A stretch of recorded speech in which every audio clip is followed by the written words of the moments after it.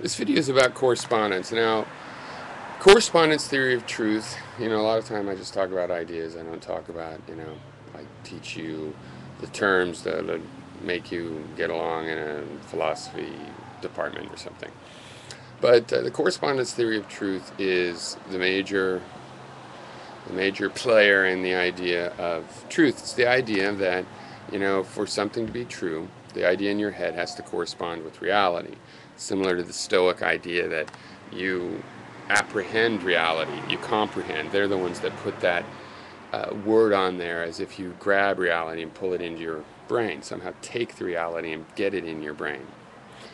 But in truth, you know, what we have is our perceptions. And you talked about our perceptions, and you sort of question them that they're filters. But see, right there, you're assuming, because they're not filters; they're the source. It's like a spring coming out of the ground, and the source is um, is underground.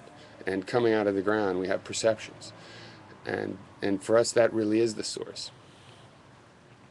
And when we create a model, what do the facets of that model correspond to? Perceptions. Okay. Now that means they correspond to the real in the sense that that's what defines the real for us. If we're defining the real world, then we're doing it in terms of perceptions. Now, because of the theory of continuity, we assume that water is coming up the ground. It's coming from somewhere. There's some water underground, and it's coming up, and it could be figured out. Okay. But to figure out, I'd have to go dig down there. If I'm figuring out what's down there based just on what comes up, okay, then what my model corresponds to is just the part that comes into my consciousness. Now, I do believe in the theory of continuity, and so I agree with the theory of the material world. And the idea with the material world is there's stuff, of course, going on, that affects our senses, and that then we get them, and so we believe, in a sense, they're transmitting information to us. And I believe that. I believe they're transmitting information to us. But epistemologically, we don't know that.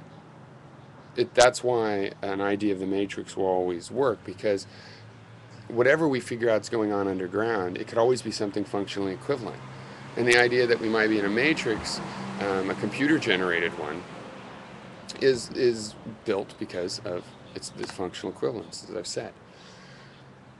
So all our models correspond to is sense perceptions.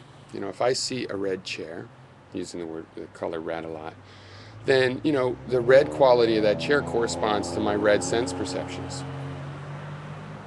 So, limited to this, we make a theory of knowledge, and on that, a theory of the material world. Then we have the material world, and we start